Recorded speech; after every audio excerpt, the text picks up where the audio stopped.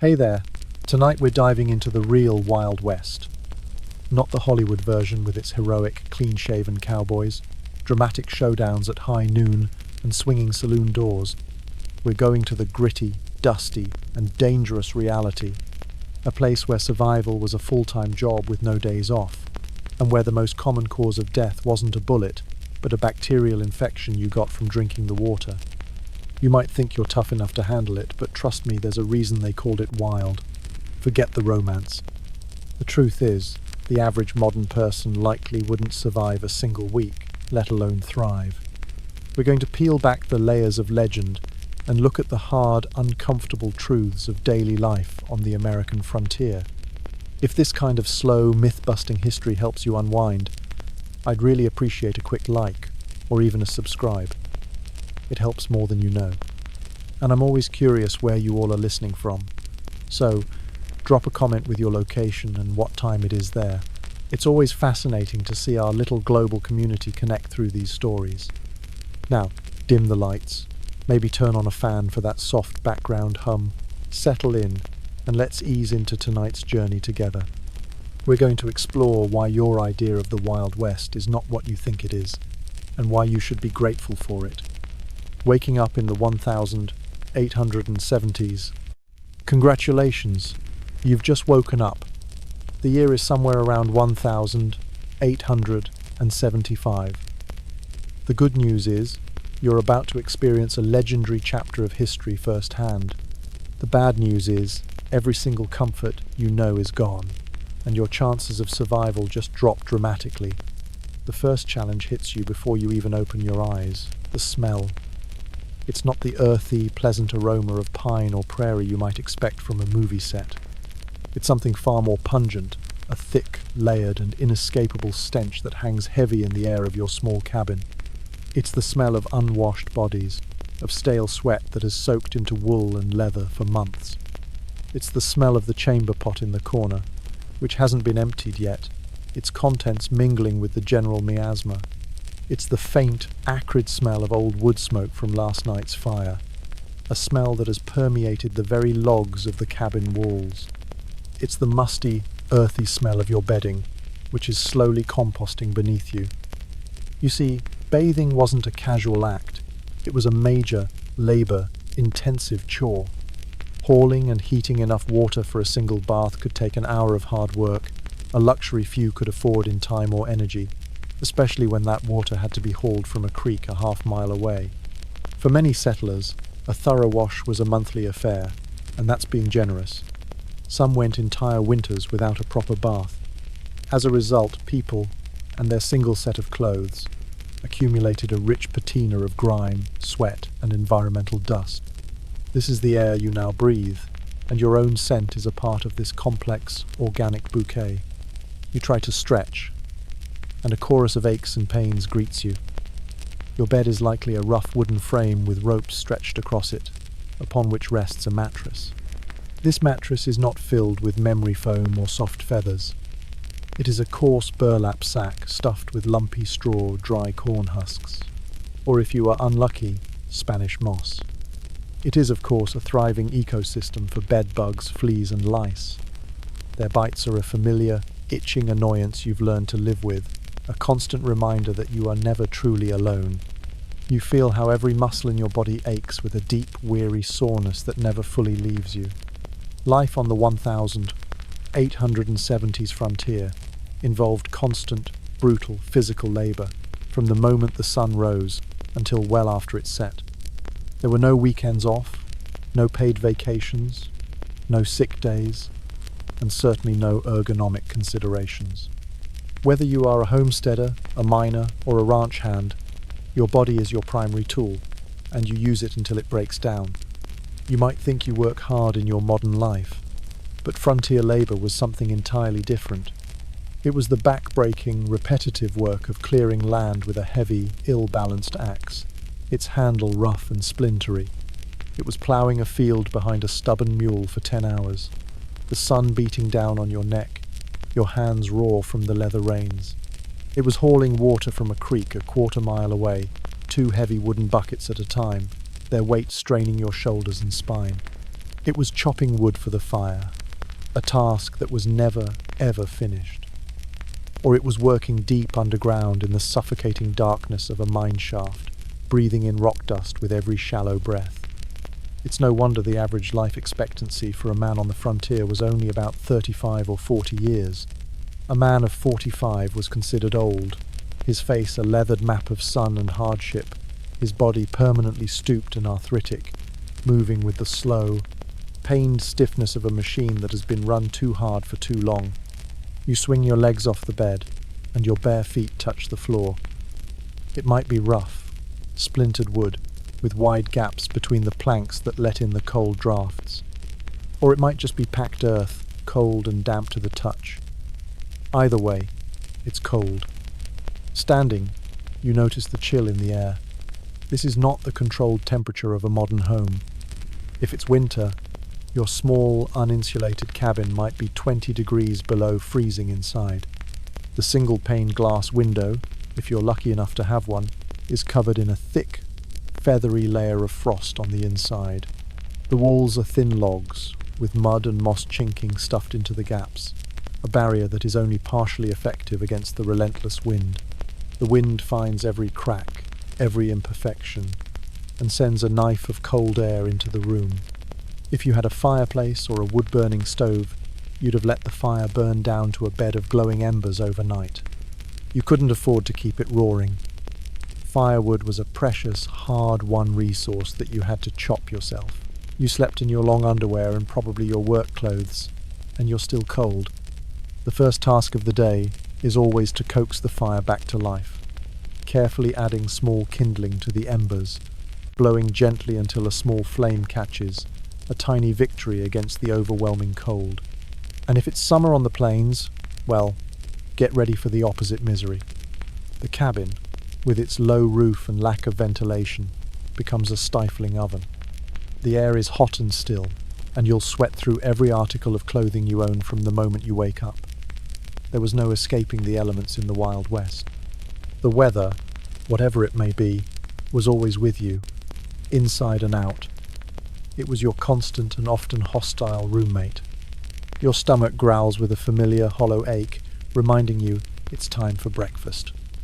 Hope you like beans, biscuits, and coffee, because that's likely what you'll be eating for every meal, every day, for weeks on end. The Wild West diet was monotonous, heavy, and often nutritionally deficient.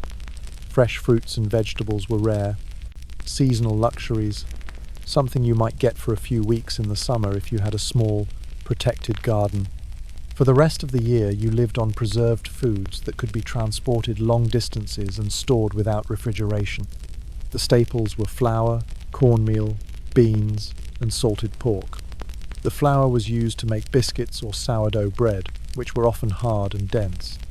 The beans were boiled for hours until they were a thick, mushy paste. The salt pork, a piece of which might be thrown in with the beans for flavour, was incredibly salty and tough. Meat, when available, was often heavily preserved with salt or smoke. This meant it was tough, salty, and sometimes on the verge of spoiling. You learned to ignore the slightly off taste. Scurvy, a disease caused by a lack of vitamin C, was shockingly common, especially in isolated mining camps or on long cattle drives. Imagine your gums becoming swollen and spongy, bleeding at the slightest touch, your teeth loosening in their sockets until you could pull them out with your fingers. Old wounds, even ones that had healed years ago, reopening on your skin. A profound lethargy and depression would settle over you, all because you haven't eaten a piece of fruit or a fresh vegetable in 6 months. It was a constant, debilitating threat. You might think the coffee would at least be good. Cowboys always seem to have a pot of rich, black coffee brewing over the campfire in the movies. The reality would horrify you. The coffee you're served barely resembles what you'd recognize. The coffee beans, if you could get them, were often sold green and had to be roasted at home in a skillet over an open fire, a process that frequently resulted in burnt, unevenly cooked beans. These were then ground by hand, perhaps with the butt of a pistol or between 2 rocks, into a coarse, uneven powder. This powder was then thrown into a pot of water, often with the grounds from yesterday and the day before still in the pot. The pot was placed on the fire and boiled for hours. The resulting liquid was a bitter, gritty, lukewarm, brown sludge. To try and improve it, people used folk remedies, like adding crushed eggshells or even a pinch of salt to settle the grounds and reduce the bitterness. It didn't work. Still, the caffeine was a necessary jolt to help you face the long day of labour ahead, so you drink it without complaint, trying not to chew the grounds that settle at the bottom of your tin cup. Before heading outside, you instinctively grab your boots and give them a good hard shake, banging them against the wall. It's a habit everyone develops quickly. A scorpion, a centipede, a black widow spider, or even a small rattlesnake could have sought shelter in the warmth and darkness of your boots during the night. One wrong move, one moment of sleepy carelessness, and you could be facing a venomous bite miles from any medical help, which, as we'll see, you probably wouldn't want anyway. Stepping outside your cabin, you're immediately aware of how exposed you are. The vast, empty landscape of the American frontier was breathtaking. Yes, but it was also profoundly indifferent and unforgiving. The sky is immense, the horizon a clean, sharp line. You are a tiny speck in a vast wilderness, and that wilderness is dangerous. Extreme weather could appear with little warning. A blue sky could turn into a tornado-spawning thunderhead in under an hour. A calm winter day could become a blinding blizzard that traps you and freezes your livestock. A sudden downpour in the mountains could cause a flash flood in the canyons below. There are no weather apps, no Doppler radar. You have only your own eyes, a knowledge of the clouds passed down from others, and a gut feeling to go on. And the gut feelings of people new to the territory were often tragically wrong. This is your new morning routine. A moment of sensory assault, a meal of bland repetition, and a quiet, gnawing awareness of the 100 small ways this world could kill you before lunch. The myth of the frontier town. Let's say you're not an isolated homesteader, but you've decided to seek your fortune or at least a wage in a frontier town. You've seen them in the movies.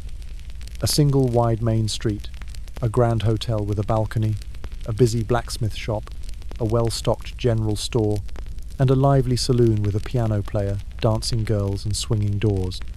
The reality was a lot grittier, a lot smaller, and a lot smellier.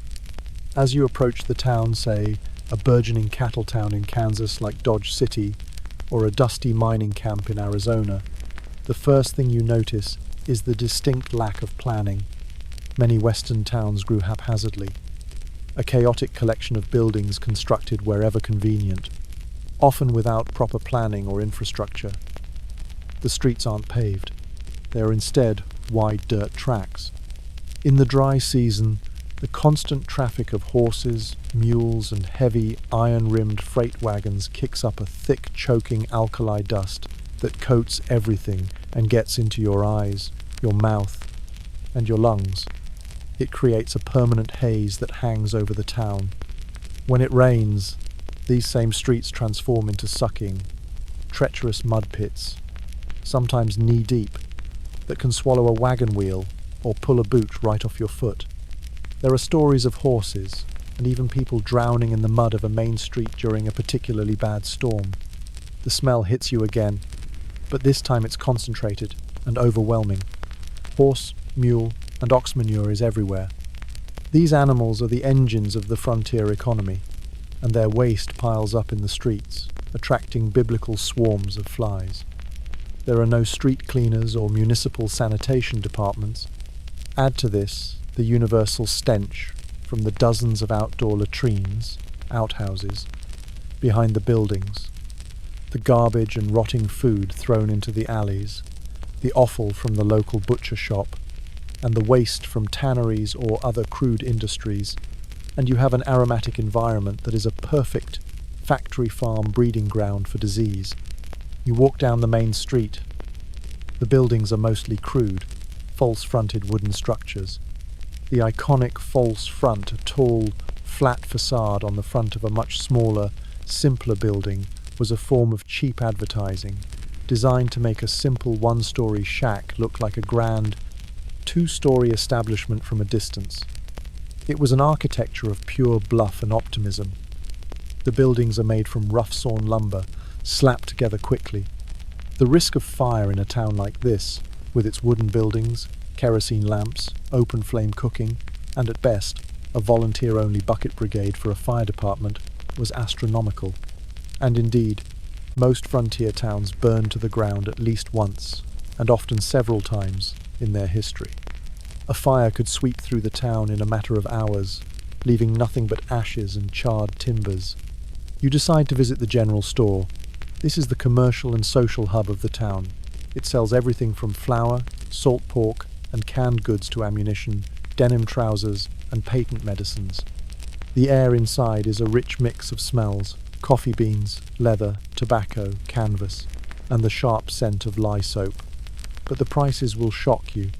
Basic necessities cost far more on the frontier than back east, due to the immense difficulty and expense of transportation by wagon or rail. A simple can of peaches, a rare luxury, might cost the equivalent of $20 in today's money. A shovel might cost a week's wages for a common labourer. Many settlers and cowboys spent most of their income on these essential supplies, with little left over for comfort or luxury. The store often operated on a credit system, which could trap people in a cycle of debt to the store owner, who was often the most powerful and wealthy man in town. Next, you might pass the blacksmith shop, the vital heart of any frontier community. The air around it is filled with the rhythmic clang of hammer on anvil, the roar of the bellows-fed forge, and the sharp smell of hot iron and burning coal. The blacksmith was a master craftsman, a vital mechanic in a world of wood and iron. He shoed horses and oxen, repaired wagons, sharpened ploughshares, and forged tools. His work was essential to keeping the entire economy of the town moving. He was one of the most respected and best paid men in the community. You pass the saloon, likely one of the busiest and most dangerous establishments in town. Contrary to Hollywood depictions, saloons weren't glamorous places with swinging doors, pretty dancers, and witty bartenders. Most were crude, one-room affairs with a rough plank laid over 2 barrels for a bar.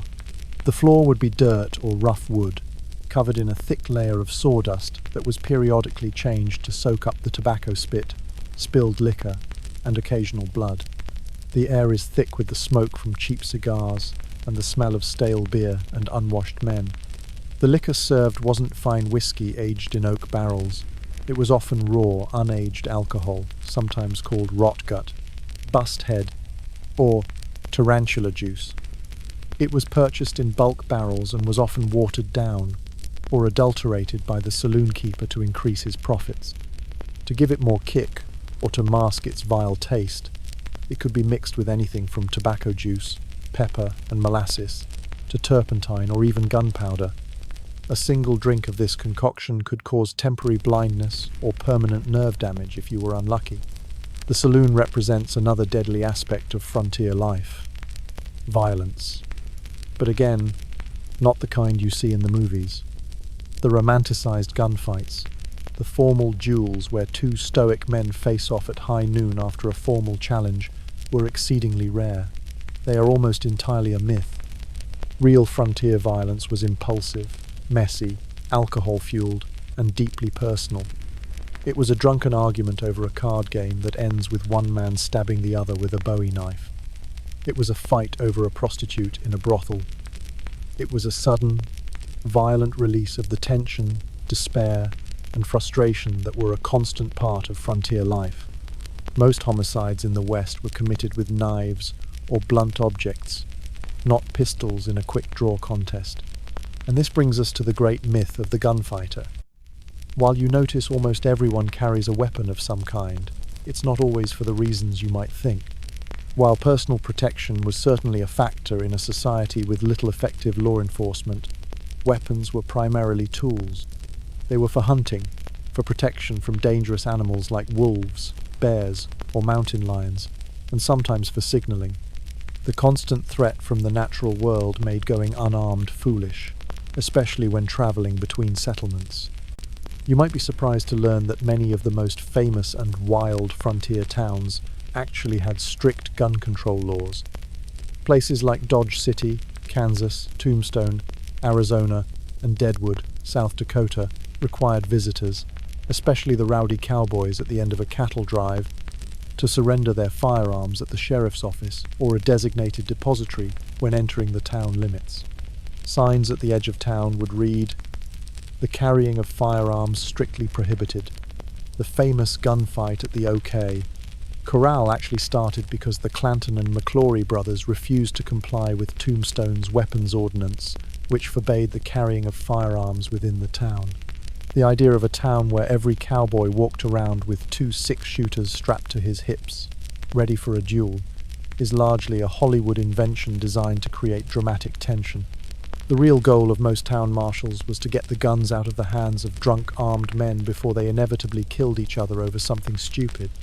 The quick draw duel itself, the iconic image of the West where 2 men face each other in the street, was almost entirely a fiction, a creation of dime novelists and later Hollywood screenwriters.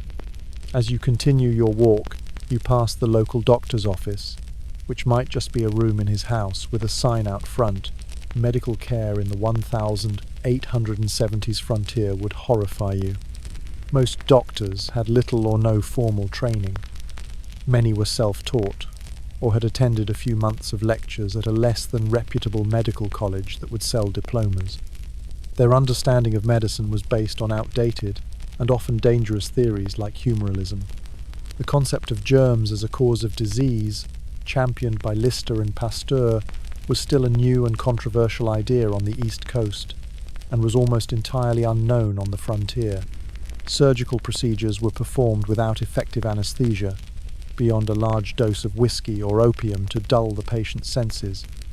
The patient was often held down by several strong men. The surgeon might not even wash his hands before an operation, and his tools, saws, knives, and probes were typically just wiped clean on his dirty apron, not sterilized.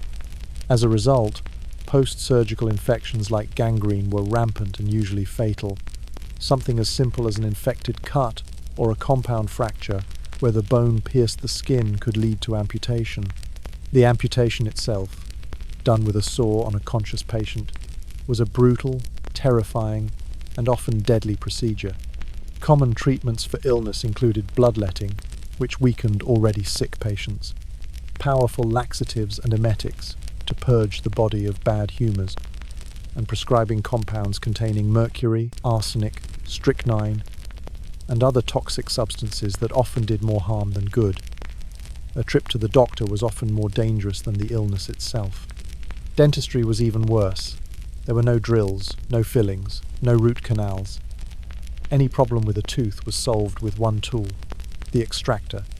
A toothache meant having the tooth pulled, without anesthesia, by the local doctor, barber, or even the blacksmith, using a terrifying set of pliers called a tooth key. Most people simply suffered from painful dental issues for years until their teeth rotted and fell out on their own. The frontier town, far from being a place of civilization and safety, was in many ways more dangerous than the wilderness. It was a concentration of disease, violence, and primitive services, a place where a single bad drink, a minor argument, or a simple infection could easily be your end. It was not a place of heroes, but a place of desperate, struggling survivors. The perilous journey. Let's say you've had enough of the frontier town and decide to travel, perhaps joining a wagon train to head further west to the promised lands of Oregon or California. Forget the romantic image of pioneers cheerfully rolling across pristine prairies, singing songs around the campfire while a harmonica plays softly. The journey itself was one of the most dangerous and grueling undertakings of the 19th century. It was a 6-month, 0-mile ordeal that tested the absolute limits of human endurance, and for many, it ended in a shallow, unmarked grave by the side of the trail. First, let's talk about your vehicle, the covered wagon. It was not a comfortable ride. It was not the 19th century equivalent of an RV.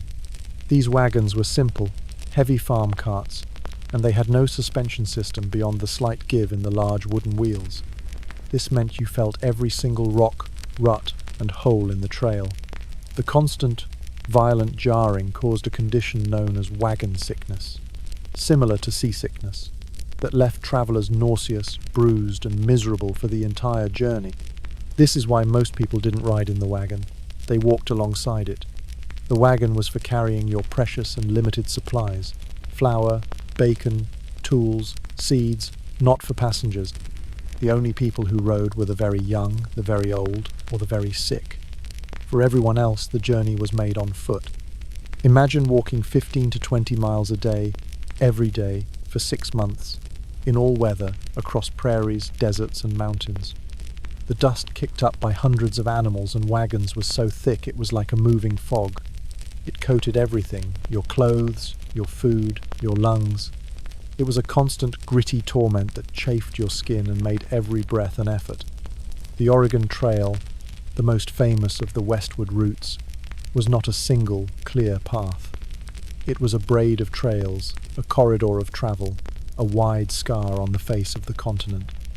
And it was dangerous. Of the approximately 400, 0 people who attempted it between the 1,840s and 1,860s, an estimated 1 in 10 did not survive. The trail was sometimes called the nation's longest graveyard.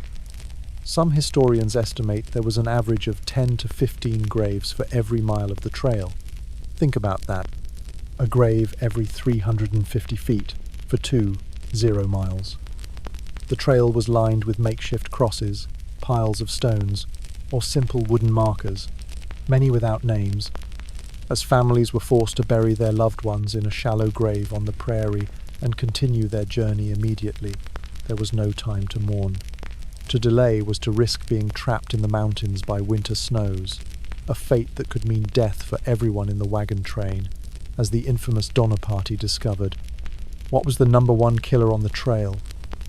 It wasn't battles with Native Americans, as the movies would have you believe. It was disease.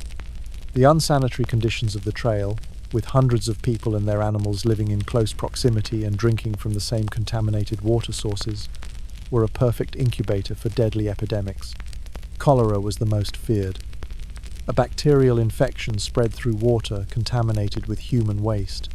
Cholera was swift and brutal.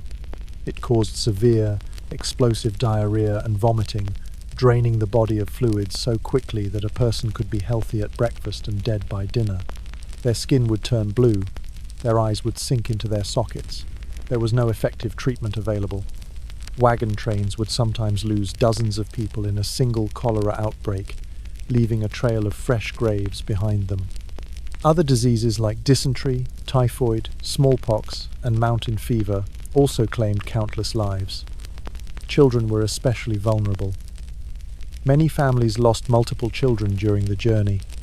Let's imagine a single week on the trail. Day 1. The river crossing. You come to a river, perhaps the Platte. It's wide, shallow, but with a treacherous, shifting, sandy bottom and a deceptively strong current. There is no bridge. You must ford it. The men spend hours preparing the wagons, raising the wagon beds on blocks to try and keep the supplies dry. The oxen are nervous, smelling the water. You drive your team into the river. The water is cold. The current pushes hard against the wagon wheels. The oxen struggle for footing. The wagon lurches. A wagon just ahead of you hits a deep spot. The current catches it, and it begins to tip. The family's screams are cut short as the wagon goes over, throwing them into the churning water. Their possessions, their flour, their tools, their entire future are swept away downstream. Your own wagon makes it across. But your supplies are soaked, and you spend the rest of the day laying everything out to dry, hoping you can salvage enough to continue. Day 2. The breakdown. The constant jarring has taken its toll. You hear a sharp crack, and the wagon grinds to a halt. A wheel has broken. The wooden spokes have shattered. You are in the middle of the prairie, miles from the nearest tree. The entire wagon train must stop while you and the other men attempt to repair. You might have a spare spoke, but fitting it is difficult work. Or you might have to improvise, cutting down a smaller wagon to make a 2-wheeled cart. The delay costs the entire train a precious day. The other families are frustrated, anxious. The bonds of community are strained. Day 3. The storm. The day starts hot and still. In the afternoon, the sky to the west turns a bruised, greenish, black. A massive thunderstorm rolls across the plains. The wind hits like a physical blow. Then comes the rain, a blinding downpour, followed by hail the size of chicken eggs. The oxen panic. The canvas cover of your wagon is shredded by the hailstones. You huddle under the wagon, cold, wet, and terrified by the sound of the thunder that shakes the very ground. Day 4. The sickness. A child in a nearby wagon who was complaining of a stomachache yesterday is now violently ill. It is cholera. The family is terrified, helpless. They try to give the child water, but it comes right back up. Within hours, the child is dead. The father, his face a mask of stone-like grief, digs a shallow grave by the side of the trail. The mother wraps the small body in a blanket. A brief, awkward prayer is said, and then the wagon train moves on, leaving the small mound of earth behind. Day 5. The monotony. The sun is back out. The day is hot. You are walking. The landscape has not changed for a week. It is an endless rolling sea of grass under a vast empty sky. The only sound is the creaking of the wagon wheels, the plodding of the oxen, and the buzz of flies. The dust is thick in your throat. This is the reality of most days on the trail. Not high drama, but a soul-crushing, mind-numbing boredom and physical exhaustion. Accidents were the second leading cause of death. People, especially children who were tired of walking and tried to climb onto the moving wagon, were frequently crushed by the heavy, iron-rimmed wheels. Firearms accidents were shockingly frequent. A gun falling from a jolting wagon or being mishandled while being cleaned could easily discharge, with tragic results. There are countless diary entries from the trail that speak of a child being accidentally shot by a sibling or a father. Contrary to popular belief, attacks by Native Americans were relatively rare along the major trails during the peak migration period. When conflicts did occur, they were often the result of a misunderstanding or the migrants' own aggressive actions. The settlers were, after all, trespassing on lands that had been inhabited by native peoples for thousands of years, their wagons and livestock disrupting ancient hunting grounds. You were far more likely to be killed by a lightning strike, a rattlesnake bite, or a falling tree than by a Native American warrior. The psychological toll of the journey was immense. The constant stress, the grief, the physical hardship, and the sheer monotony of the journey led many travelers to a state of profound depression or mental breakdown. Suicide was not uncommon. If you somehow survived the 6-month to 0-mile journey to California or Oregon, your challenges were far from over. Many families arrived at their destination having spent all their money and resources on the journey itself. They were often destitute, malnourished, and ill, only to find that the promised land had its own set of harsh realities. The journey west was not a romantic adventure. It was a brutal, deadly filter, an ordeal that tested the limits of human endurance, strength, and hope. The reality of the cowboy. There is no more iconic and romanticized figure of the Wild West than the cowboy. In our collective imagination, he is a stoic hero, a rugged individualist, a master horseman, a crack shot with a pistol, a free spirit roaming the wide-open range under a big sky. He is John Wayne. He is Clint Eastwood. He is the embodiment of American freedom and self-reliance. The reality, however, was far less glamorous, far more diverse, and much shorter-lived. The historical cowboy of the post-Civil War cattle drive era was in fact a young, underpaid, and brutally overworked agricultural laborer on horseback. The golden age of the cowboy was incredibly brief, a fleeting economic phenomenon that lasted only about 20 years. From the late 1860s to the late 1880s, it was the period of the great cattle drives, an industry born of a specific set of circumstances. After the Civil War, millions of wild, hardy, longhorn cattle were roaming the vast, unfenced ranges of Texas. At the same time, the rapidly growing industrial cities of the East had a huge demand for beef. The problem was getting the cattle from Texas to the markets. The solution was the cattle drive, moving massive herds of cattle, sometimes 2,000 to 3,000 strong, 1,000 miles north across open country to the new railroad depots, the cow towns that were springing up in Kansas, like Abilene, Wichita, and Dodge City. From there, the cattle were shipped in cattle cars to the slaughterhouses of Chicago and other cities. The cowboy was the man who made this happen. Your life as a cowboy is one of relentless, monotonous, and dangerous work. You are not a free agent or an adventurer. You are a wage worker, employed by a Texas cattle baron. You earn about $25 to $40 a month, wages from which the cost of your gear is often deducted. You are likely very young, perhaps in your late teens or early 20s, old enough to do the work but young enough to be willing to do it for low pay and under horrific conditions. You likely own your saddle, but not the horse you ride. The horse belongs to the trail boss, and you are part of a surprisingly diverse workforce. The myth of the all-white cowboy is a profound historical falsehood, a product of later Hollywood whitewashing. Historians estimate that as many as 1 in 4 cowboys during this period were African American. Many were former slaves who already possessed great skill in handling horses and cattle, and they sought a life in the West that offered more freedom and less overt racism than the post-Reconstruction South. Many more were of Mexican or mixed-race descent. The entire culture of the American cowboy was, in fact, a direct adoption of the culture of the Mexican vaquero, who had been working cattle on horseback in the Southwest for centuries. Let's look at your gear. It is not for show. Every piece is a tool for survival. Your high-heeled boots are not for dancing. The high heel prevents your foot from slipping through the stirrup if your horse rears. Your wide-brimmed hat shields you from the brutal sun and can be used to signal other riders or to scoop water from a stream. Your leather chaps protect your legs from thorny brush and snake bites. Your bandana, worn over your face, helps you breathe in the choking dust of the herd. Your saddle is your most important and expensive possession, your workbench and your office chair.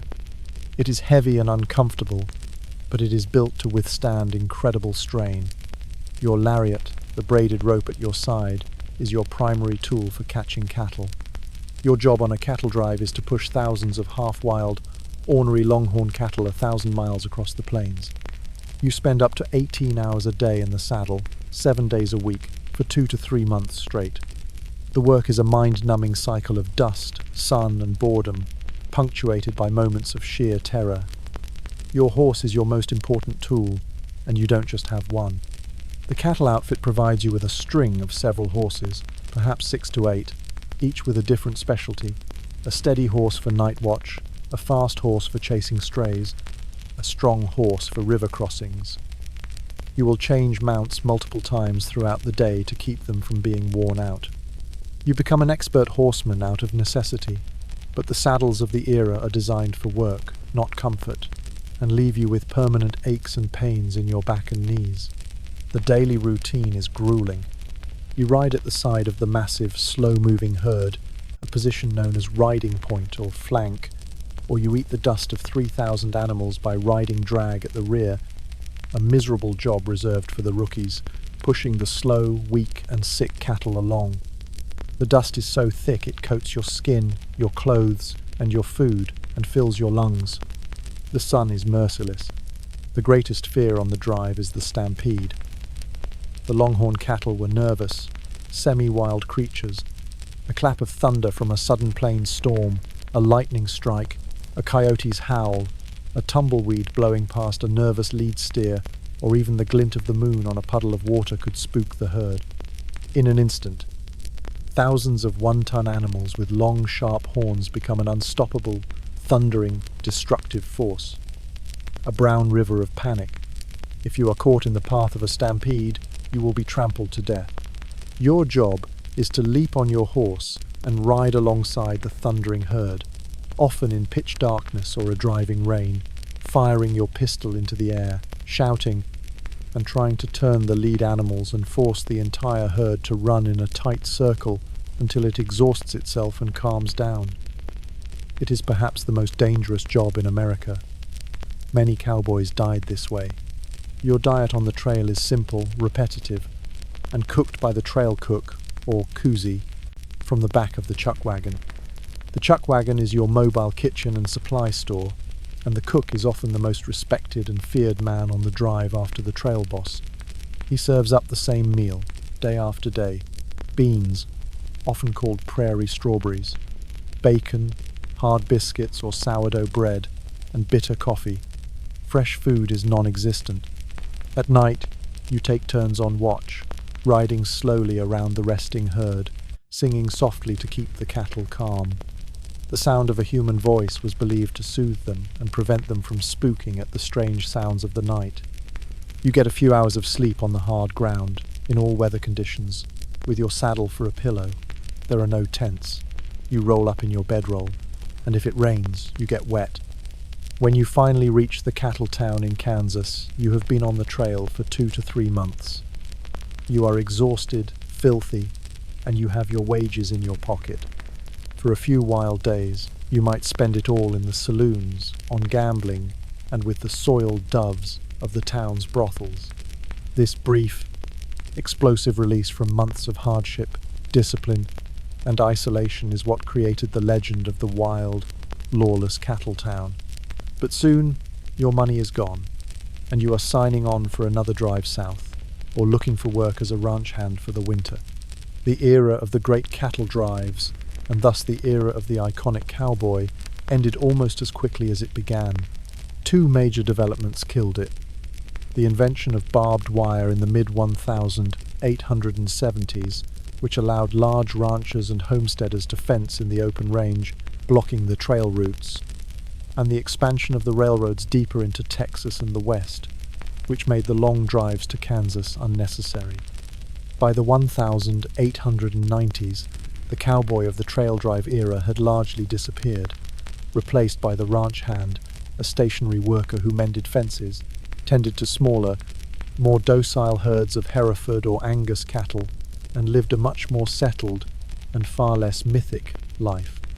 The free-roaming hero of American mythology existed for only a brief, difficult, and dusty moment in time, his reality a world away from the legend he would become. Of course, I am ready to continue. Here is the second and final part of our journey into the real American West. The homesteader's gamble. The grand narrative of the American West, so often distilled into tales of heroic cowboys and dramatic gunfights, holds an equally potent, if less glamorous myth: the story of the lone, heroic farmer, the homesteader. This figure, etched into the national consciousness, stands as a testament to American ideals of grit, self-reliance, and the pursuit of a dream. The legislative engine of this myth was the Homestead Act of 1862, a document that was far more than legal text. It was a promise, a siren song of manifest destiny sung to the tune of 160 acres. It offered a parcel of the nation itself, free of charge, to any citizen or intended citizen willing to stake a claim, live on the land for 5 years, and improve it. This was a revolutionary concept, a powerful dream of independence that resonated deeply in a nation still grappling with its identity. It promised a pathway to land ownership for the landless, an escape from the wage labor of the industrializing East, and a chance for immigrants to root themselves in the soil of their new country. The promise was so potent that it pulled hundreds of thousands of families into the vast, unknown interior of the continent, their wagons laden with meager possessions and hearts overflowing with a hope as wide as the prairies themselves. Yet, for a vast majority, this dream of a Jeffersonian utopia would curdle into a nightmare of back-breaking labor, soul-crushing isolation, and a relentless, losing war against an environment that refused to be tamed. Let us imagine your journey. You are Thomas and Sarah Miller, and with your 2 young children, you have sold everything you owned in Ohio to chase this dream. The year is 1876. Your wagon, a sturdy Conestoga, is your entire world, pulled by a team of weary but resilient oxen. It contains a few essential tools: an axe, a shovel, a rifle, a cast-iron stove, sacks of flour and seed, and a small, precious crate of books and family heirlooms. Your destination is western Nebraska, a place you know only from the brightly coloured railroad pamphlets that promised a new Eden, a garden of the world with rich black soil and gentle, predictable rains. As you leave the familiar woodlands behind, the landscape transforms into an endless, rolling sea of grass that stretches to a horizon so distant it seems to merge with the sky. The first seeds of doubt are sown when you arrive at your claimed 160 acres. The free land is utterly and profoundly empty. There are no trees for lumber, no stones for a foundation, no familiar landmarks, only the ceaseless wind whispering through the tall grass. The promise of a log cabin, the quintessential symbol of American pioneering, evaporates in the stark reality of the treeless prairie. Your first home, the shelter that must protect you from the elements for years to come, will have to be built from the only material available in abundance, the earth itself. You are to become builders of a soddy, a house made of prairie sod. The construction of this primitive dwelling is a brutal, all-consuming task. The tool for the job is a specialized breaking plough, or grasshopper plough, designed with a sharp rolling coulter to slice through the dense, tangled mat of prairie grass roots. This sod, which has grown undisturbed for millennia, is unlike anything you have ever encountered. Its root system is so thick and interwoven that it holds the soil together in a solid, fibrous mass. Guiding the plough, which bucks and screeches through the earth, is a test of sheer physical endurance. The oxen strain, their muscles quivering, as you carve the prairie into long, uniform strips, typically 2 to 3 feet long, a foot wide, and about 4 inches thick. These sod bricks, or Nebraska marble, as they were wryly called, are astonishingly heavy, each one weighing 50 pounds or more, and damp with the moisture of the deep soil. With your children helping to clear the area, you begin to lay the foundation directly on the packed earth. The sod bricks are laid grass side down, in overlapping courses like colossal, earthy building blocks, creating walls that are 2 to 3 feet thick. The process is slow and arduous. Each brick must be lifted and carefully placed, the gaps filled with loose dirt. For the roof, you are forced to be resourceful. Lacking timber, you might travel for days to the nearest riverbed to cut down willows or cottonwoods, their green wood forming a weak but necessary framework. Over this, you lay a layer of thick prairie hay, followed by another layer of sod bricks, this time placed grass side up, in the vain hope that the roots will continue to grow and form a living, waterproof seal. The floor remains the bare, packed earth you started with. Windows are a luxury you cannot afford. Small openings are cut into the thick walls, perhaps covered with greased paper or a piece of muslin, which let in a meagre, filtered light, but also the wind and the cold. If you are fortunate, you have a single, tiny pane of glass, a treasure carried all the way from the east, which you set into the wall with the care of a jeweler setting a diamond. Your new home is a paradox, a fortress and a prison. The thick earthen walls provide remarkable insulation, keeping the interior surprisingly cool during the blistering heat of a prairie summer and retaining warmth in the winter. But it is a dark, damp, and claustrophobic existence. The tiny windows and thick walls create a perpetual gloom, a subterranean twilight that strains the eyes and weighs on the spirit. When it rains, the sod roof becomes a curse. It doesn't just leak in the conventional sense. It absorbs the water like a sponge, and then, for days after the storm has passed, it drips a slow, miserable, muddy ooze. This black, viscous liquid seeps into your bedding, contaminates your food, and covers every surface with a fine layer of grime.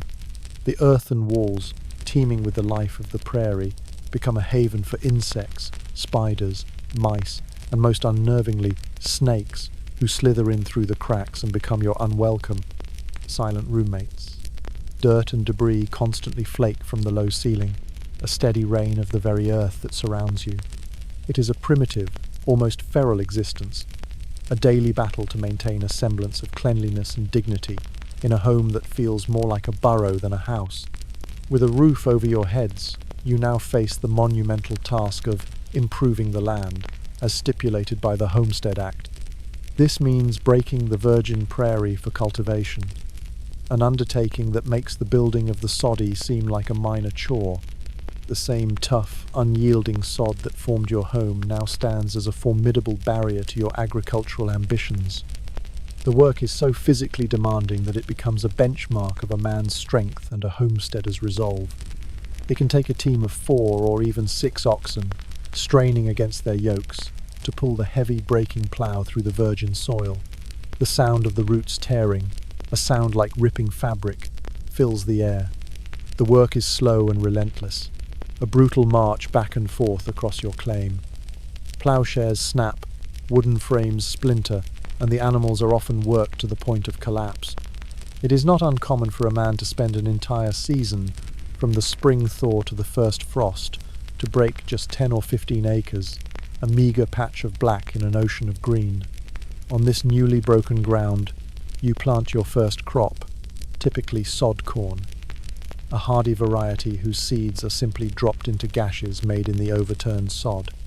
It is a gamble, a prayer offered to the soil in the hope of a small harvest to see you through the winter. And then you must contend with the climate, the true capricious sovereign of the Great Plains. The railroad promoters and land speculators had painted a picture of a well-watered paradise, a lie of omission and exaggeration that bordered on criminal. The defining characteristic of the region is not its fertility, but its extreme environmental volatility. Rainfall is a cruel lottery. You might be blessed with a few wet years, where the sod corn grows tall and the garden flourishes, reinforcing the myth of the garden of the world, and luring more hopeful settlers westward. But these wet cycles are inexorably followed by long, cyclical droughts that can parch the land for years on end. The sun transforms from a life-giving force into a merciless, metallic disk hanging in a bleached, cloudless sky. The vibrant green of your cornstalks fades to a sickly yellow, then a brittle brown. The earth, once dark and moist, cracks into a mosaic of deep, gaping fissures. The shallow wells you dug with such effort go dry, forcing you to haul water from miles away, if it can be found at all. As if the drought were not enough, the plains unleash another terror, the grasshoppers. In the mid-1870s, the region was struck by plagues of Rocky Mountain locusts of a biblical, almost incomprehensible scale. These were not merely a nuisance, they were a force of nature, a living, moving cataclysm. Survivors described their arrival not as a swarm, but as a cloud, a dark, churning mass that blotted out the sun and cast an eerie, premature twilight over the land. The sound of their coming was a low, ominous roar, the collective whirring of billions of wings. They descended upon your homestead like a brown, devouring river, a tide of insatiable hunger that swept across the landscape. They ate everything. They consumed your entire corn crop in a matter of hours, stripping the stalks bare. They devoured the vegetables in Sarah's carefully tended garden, the leaves from the few struggling saplings you planted, the wool from the backs of your sheep, the leather harnesses of your oxen, the wooden handle of your axe, and even the laundry hanging on the line. The sickening crunch of their bodies underfoot was a constant reminder of your utter ruin. Within a single afternoon, a year's worth of relentless labor, your entire hope for survival could be utterly annihilated, leaving you with nothing but a barren, chewed landscape and a profound sense of despair. Winter brought its own unique brand of terror in the form of the plains blizzard. A prairie blizzard is not simply a heavy snowfall, it is a terrifying, disorienting event. The temperature can plummet 50 degrees in a few hours. The wind, unimpeded by any natural barrier, howls across the open prairie at hurricane force, driving the snow horizontally with such velocity that it creates a whiteout, a blinding, suffocating curtain of white, where visibility is reduced to zero. You cannot see your hand in front of your face. A man could, and often did, get lost and freeze to death on the short, familiar walk from his sod house to his barn to tend to the livestock. The blizzard would rage for days, burying your soddy under a massive drift, sometimes up to the roofline, trapping your family inside in the dark, cold silence. The only way out was to tunnel through the snow, a desperate act of survival in a world that had been completely erased. Perhaps the most insidious and debilitating hardship of all was the profound, soul-crushing isolation. Your nearest neighbour might be 5, 10, or even 20 miles away, a distant plume of smoke on the horizon. Weeks, and sometimes months, could pass without seeing another human being outside of your immediate family. The silence was a physical presence, broken only by the incessant wind. This was especially difficult for the women. Sarah, like so many others, had come from a close-knit community in the East, a world of church socials, shared work, and daily interaction with friends and extended family. The vast, silent emptiness of the prairie was a heavy psychological burden. The endless horizon, which at first seemed to promise freedom, soon became a symbol of her confinement. This profound loneliness, compounded by the constant physical hardship, the repeated failures of crops, the fear of blizzards and drought, and the gnawing anxiety of debt, led to a recognized affliction known as prairie madness. It was a deep, debilitating depression, a slow unraveling of the spirit that manifested in listlessness, weeping, and sometimes complete withdrawal. For many, the gamble was too much to bear. They abandoned their claims, their soddies left to crumble back into the earth, their broken dreams scattered by the prairie wind. Some, tragically, were driven to take their own lives, finding their only escape from the relentless pressure of the homesteader's life. The dream of the independent yeoman farmer, of owning and working your own piece of America, was a cornerstone of the nation's identity. It was a noble and powerful vision. But for thousands of homesteaders like Thomas and Sarah Miller, the reality was a brutal, unequal contest. They were not defeated by a lack of courage, resilience, or hard work. They poured their bodies and souls into the land. They were defeated by a fundamental deception, the lie that the Great Plains were meant for small-scale, Eastern-style farming. They were defeated by crushing debt to railroads and banks, by the volatility of a climate they could not predict or control, by plagues of insects that defied reason, and by a loneliness so profound it could break the strongest of minds. The Homestead Act was a gamble, and for every winner who managed to hold on, there were countless others who lost everything in the vast, indifferent expanse of the American West. The miner's brutal gamble. If the homesteader's myth was about patient cultivation, the miner's myth was its opposite, the get-rich-quick fantasy. It was the dream of the lone prospector with his mule and his pickaxe, striking a mother-lode of gold or silver and becoming a millionaire overnight. This was the dream that fueled the great Western mining rushes, from the California gold rush of 1849 to the silver strikes in Nevada and the gold rushes in Colorado and the Black Hills. The reality, for the vast majority of men who chased this dream, was a life of dangerous labor, corporate exploitation, and bitter disappointment. Let's imagine you've come to a mining camp in the mountains of Colorado in the 1870s. You are a prospector. In the early days of a rush, you might try your hand at placer mining, searching for loose gold that has eroded from its source and washed into stream beds. This is what you see in the movies. A man with a pan, swishing sand and water, hoping to see the glint of colour at the bottom.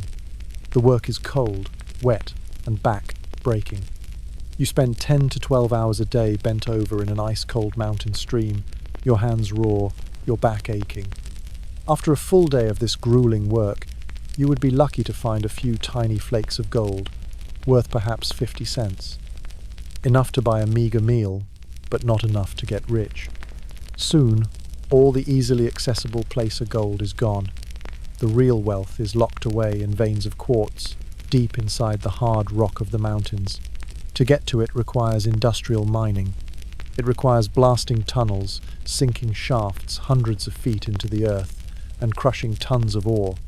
This is not the work of a lone prospector. This is the work of corporations with massive capital investment.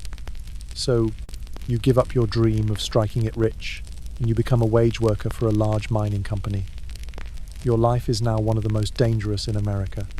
You work a 10 or 12-hour shift in the dark, damp, and unstable environment of an underground mine. The air is foul, thick with the dust from drilling and the fumes from blasting. The only light is the flickering, open flame of a candle or a carbide lamp mounted on your hat. The work is brutal. You might be a mucker, shoveling tons of heavy, broken rock into ore carts. Or you might be a driller, using a heavy hammer and a steel drill bit to pound holes into the rock face for the explosive charges. The constant, thunderous noise from the drilling and the machinery leaves many miners with permanent hearing loss. The danger of a cave-in is a constant, terrifying reality. The tunnels are supported by a flimsy framework of timber, but the rock is unstable, and collapses are frequent, burying men alive in an instant. The use of explosives, first black powder, and later, the more powerful but unstable dynamite, is another constant source of death and injury. Accidents were common. A charge might detonate prematurely, or fail to go off, only to explode later when a man with a pickaxe strikes it accidentally. Miners frequently lost fingers, hands, eyes, or their lives in blasting accidents. Even if you survived the daily risks of cave-ins and explosions, the long-term health effects were devastating. The fine silica dust you breathed into your lungs every day caused a painful, incurable lung disease called silicosis, or miner's consumption. It slowly scarred your lungs until you could no longer breathe. You would die a slow, suffocating death. The water in the mine was often contaminated with heavy metals like lead and arsenic, which you would absorb into your body, leading to chronic illness and neurological damage.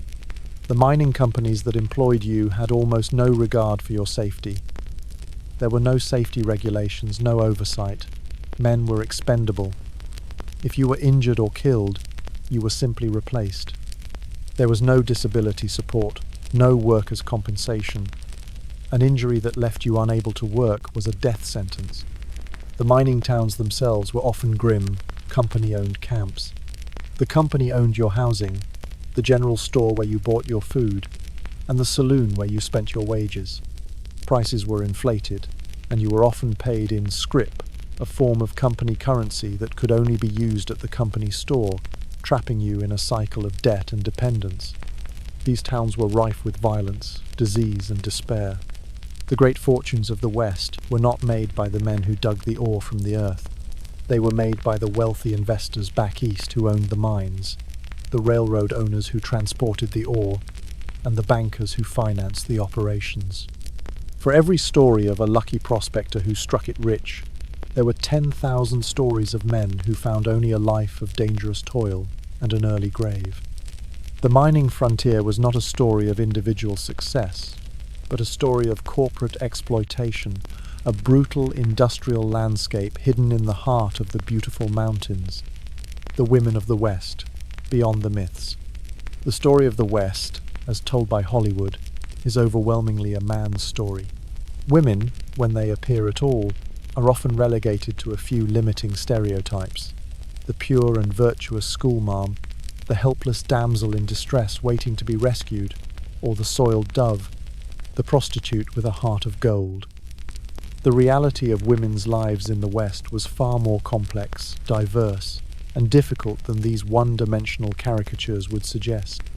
For most women, life was a story of immense labor, resilience, and quiet, unheralded courage. Let's first consider the life of a homesteader's wife. She was not a passive partner in her husband's venture. She was a co-worker in the brutal, all-consuming business of survival. Her workday started before dawn and ended long after dark, a relentless cycle of tasks that were essential to the family's existence. Her domain was officially the inside work: cooking, cleaning, childcare, and mending clothes. But think about what that meant on the frontier. Cooking was not a matter of opening a refrigerator and turning on a stove. It meant cooking over an open fire or a cantankerous wood-burning stove, using a limited and monotonous set of ingredients. It meant baking bread from scratch, churning her own butter, preserving what little produce came from the garden by canning or drying it. Cleaning a sod house was a constant, losing battle against the dirt that flaked from the walls and ceiling. Mending clothes was a vital task when a family might own only 1 or 2 outfits per person. But her work did not end at the door of the soddy. She was also responsible for a huge amount of outside work.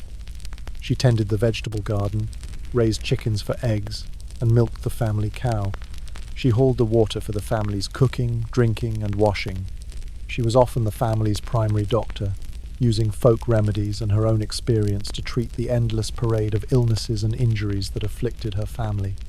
And when her husband was away, or during the intense periods of planting and harvesting, she worked alongside him in the fields, ploughing, sowing, and reaping. She was expected to perform this hard, physical labor, while also being pregnant for much of her adult life, and caring for a house full of young children. Childbirth itself was a life-threatening event. With no access to professional medical care, women gave birth at home, attended by female relatives or neighbors. Complications that are easily handled by modern medicine, a breech birth, a hemorrhage, were often fatal for both mother and child. Many men on the frontier were widowed young and left to raise a family of small children on their own. For women in the towns, life was different, but not necessarily easier. A respectable woman's options were severely limited. She could be a wife and mother. She could be a teacher, one of the few professions open to single women, though she was paid significantly less than a male teacher and was almost always expected to resign upon marriage. She could work as a seamstress or a laundress, hard, low-paying work. Some enterprising women, particularly widows, found economic independence by running boarding houses, feeding and housing the many single men, miners, cowboys, laborers who populated the frontier towns. And then there were the soiled doves, the prostitutes. While later mythology has sometimes romanticized these women, their reality was typically grim. Many entered the profession not out of choice, but out of economic desperation after being widowed, abandoned, or arriving in the West with no family and no other way to support themselves. Life in a frontier brothel or crib was often one of exploitation, violence, and disease. Alcoholism and addiction to opium-based patent medicines were common. Venereal diseases like syphilis were rampant and untreatable, leading to a slow, agonizing decline. While a few famous madams became wealthy and powerful figures in their communities, the average prostitute lived a short, brutal life, often ending in a lonely death from disease, violence, or a botched abortion. But the story of women in the West is also a story of resilience and adaptation. The harsh realities of frontier life sometimes offered women opportunities for greater independence and influence than they had back east. The scarcity of women in many Western territories gave them more choice in marriage partners. The shared struggle of homesteading often created more egalitarian partnerships between husbands and wives, and the West was, surprisingly, ahead of the rest of the country in women's suffrage. The territory of Wyoming granted women the right to vote in 1869, a full 50 years before the 19th Amendment. This was not necessarily because Western men were more enlightened, but often for pragmatic reasons to attract more female settlers, or to boost the number of eligible voters to qualify for statehood. The women of the West were not passive victims or one-dimensional saints. They were active, essential participants in the creation of a new society. They were farmers, entrepreneurs, teachers, and survivors.